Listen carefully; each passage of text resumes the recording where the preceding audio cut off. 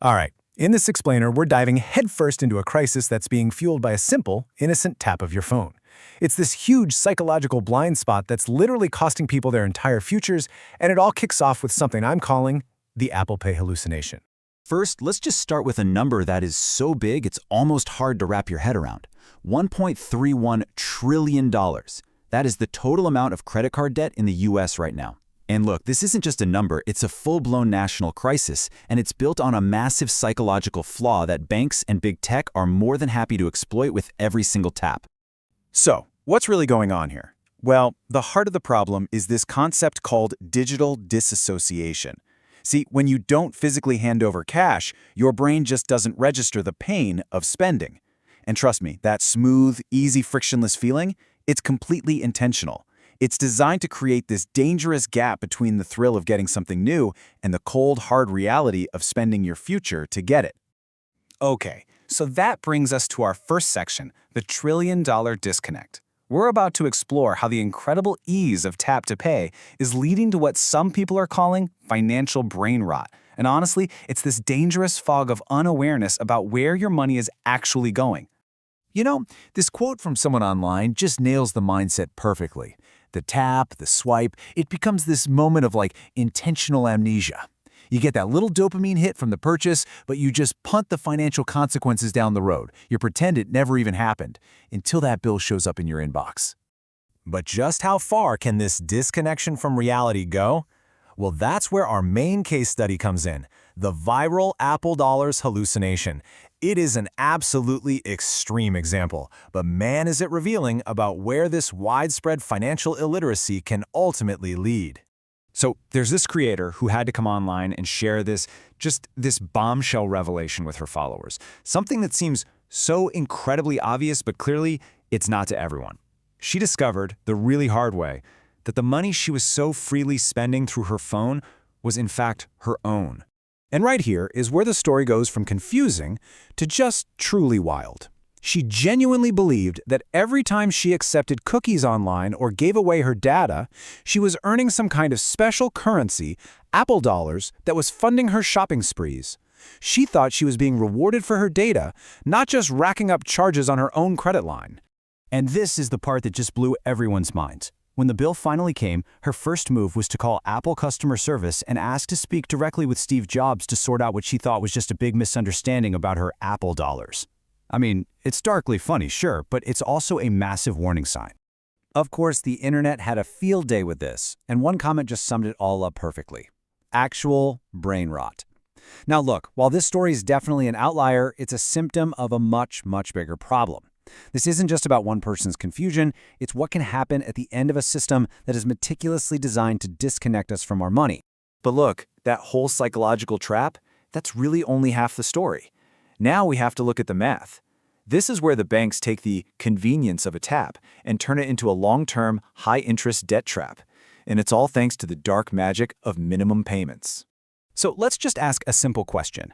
How does a balance that seems pretty manageable, say $3,000, maybe from a quick vacation or some new furniture, spiral completely and totally out of control?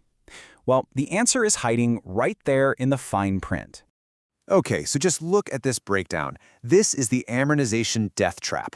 The illusion, what you think is going to happen, is that you'll pay off that $3,000 in a few months, no big deal. But the reality, if you only ever make the minimum payments on a card with the 25% APR, is that it'll take you around 9 years to be debt-free.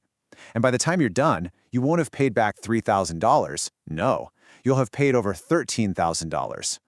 That's right. You just paid a $10,000 convenience fee for the privilege of tapping your phone. Let that sink in. That's a $10,000 penalty for not understanding the game. That's money that could have been a down payment, an investment, your family's emergency fund, and now it's just pure profit for the bank. You know, this is exactly why we need to start thinking about what APR really stands for. It's not annual percentage rate. From your perspective, the borrower's perspective, it's added pain and regret. That is what you are signing up for every single time you carry a balance. And if you want to know how the banks really see you, you just need to know this one little industry term. If you're someone who pays off your balance in full every month, they have a name for you. They call you a deadbeat. Why? because you're not profitable to them.